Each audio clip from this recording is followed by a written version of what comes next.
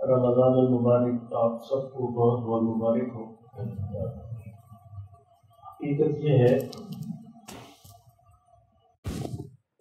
کہ اللہ رب العزت نے ہمیں ایک اور موقع نصیب فرما دیا ہے کہ ہم اپنے پچھلے گناہوں کی تلافی کر سکیں اور اللہ رب العزت سے اپنے تعلق کو مضبوط بنا سکیں۔ اگر آپ تھوڑا سا غور فرمائیں تو کل کا جو زلزلہ تھا، اگر تھوڑی سی 2-4 پوائنٹ اس کی شدت اور بڑھ جاتی تو ہم سب یہاں پہ موجود نہ ہوتے۔ آپ کو یاد ہے کہ ترکی اور شام کے اندر جو زلزلہ آیا صرف 45 سیکنڈز تھے۔ 45 سیکنڈز کے اندر ہزاروں بچے یتیم ہو گئے، ہزاروں عورتیں بیوہ ہو گئیں، ہزاروں گھر لٹ گئے، اور آن کی آن میں سیکنڈز کے اندر جو تھے گھروں والے بے گھر ہو گئے۔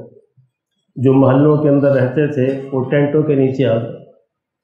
تو یہ اللہ کا احسان ہے کہ اللہ ہمیں ایسا عافیت نصیب فرما دے، ایک موقع اور نصیب فرما دے۔ تو میرے اللہ نے مجھے، آپ کو، سب کو ایک موقع اور دیا ہے، اس موقع سے ہم فائدہ اٹھا لیں۔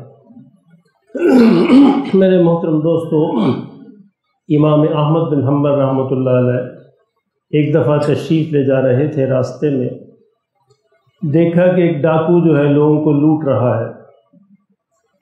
آپ کو بڑا افسوس ہوا یہ منظر دیکھ کر۔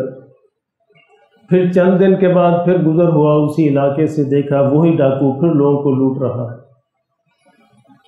اس کے 2-4 دن کے بعد آپ نے اسی ڈاکو کو مسجد میں دیکھا کہ نماز پڑھ رہا ہے۔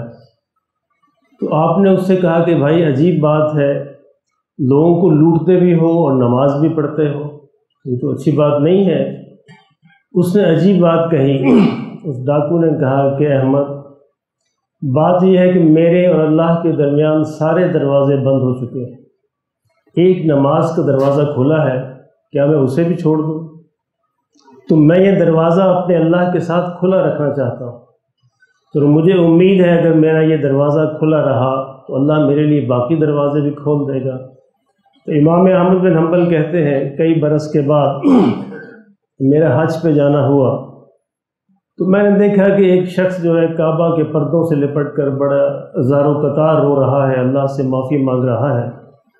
کہتے میں اس کے قریب ہوا، میں نے دیکھا، میں نے چاہا کہ میں دیکھوں کون شخص ہے۔ کہتے جب میں نے دیکھا تو یہ وہی ڈاکو تھا جو لوگوں کو لوٹا کرتا تھا۔ کہتے میں نے اس سے کہا کہ بھائی تیرا کیا حال ہے، تو کس طرح یہاں پہنچا؟ کہتے احمد تمہیں ایک بات یاد ہے، میں نے کہا تھا کہ میرے اور اللہ کے درمیان ایک دروازہ کھلا ہے اور میں اسے کھلا رکھنا چاہتا ہوں۔ آج میرے اللہ نے اسی ایک دروازے سے برکت سے میرے سارے گناہ چھڑا دیے اور میرے اللہ نے مجھے یہاں بھیج دی۔ تو میرے محترم دوستو، عرض کرنے کا مقصد یہ ہے کہ بعض لوگوں کے لیے صرف رمضان کا دروازہ ہوتا ہے۔ ہم دیکھتے ہیں کہ بعض لوگ صرف رمضان میں مسجد میں نظر آتے ہیں، صرف رمضان میں قرآن پڑھتے ہیں، رمضان میں تراویح پڑھتے ہیں، رمضان میں نیکیاں کرتے ہیں، تو باقی لوگ ان پر تنقید کرتے ہیں۔ یہ تنقید نہیں کرنی، اللہ اس کی برکت سے انشاءاللہ ان کے لیے باقی دروازے بھی کھول دے گا۔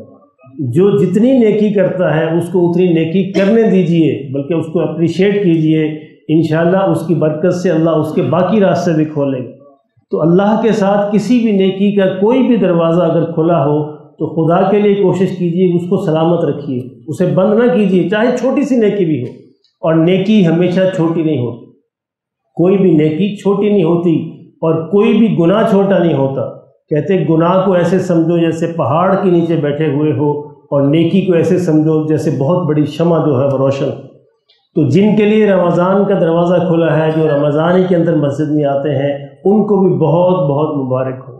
اللہ ان کے لیے بھی انشاءاللہ ایک دن باقی سارے دروازے کھول دے گا۔ تو ہمیں یہ دروازہ کھلا رکھنا ہے۔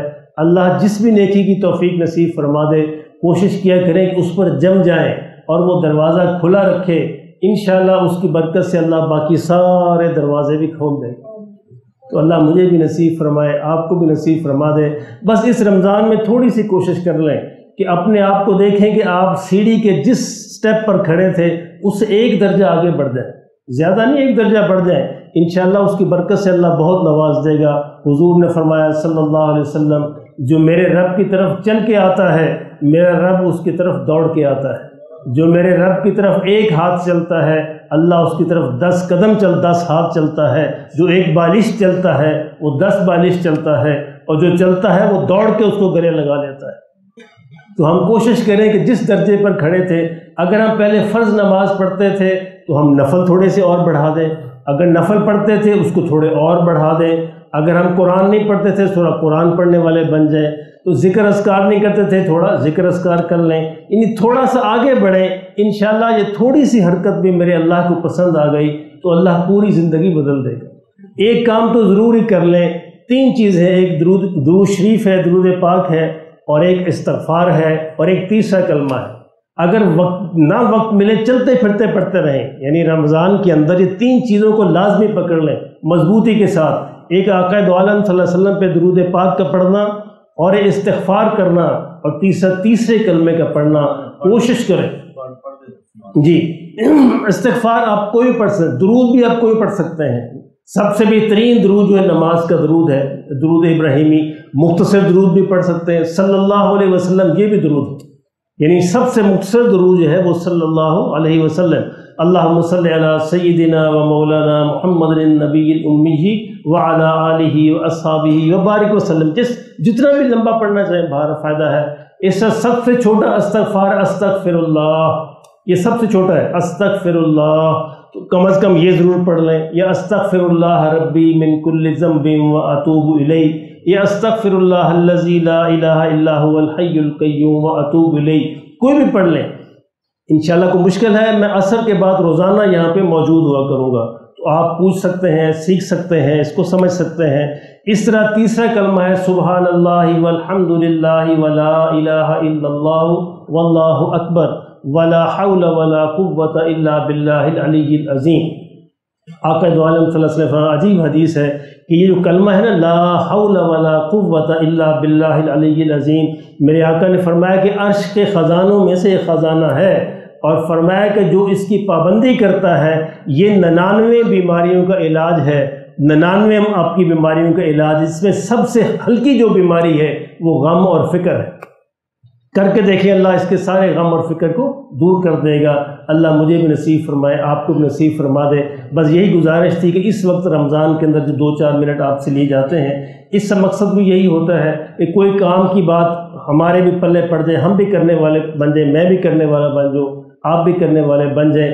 انشاءاللہ عزیز یہی ترتیب ہوگی رمضان میں، فجر کے بعد 5-10 منٹ یہ بات، اور عصر کے بعد ہمارے امام صاحب جو ہے مسائل کی بات کیا کریں گے، اور عصر کے بعد میں بھی انشاءاللہ یہاں پر موجود رہوں گا۔ کوئی بھی آپ چیز پوچھنا چاہیں، سیکھنا چاہیں، اس کی بھی خدمت کے لیے حاضر ہے۔ اور باقی تراویح کے لیے انشاءاللہ ہمارے پاس بہترین قاری صاحب کا بندوبست موجود ہے، بہت اچھا قرآن سنائیں گے انشاءاللہ، اس کی بھی اللہ ہم سب کو توفیق نصیب فرمائے۔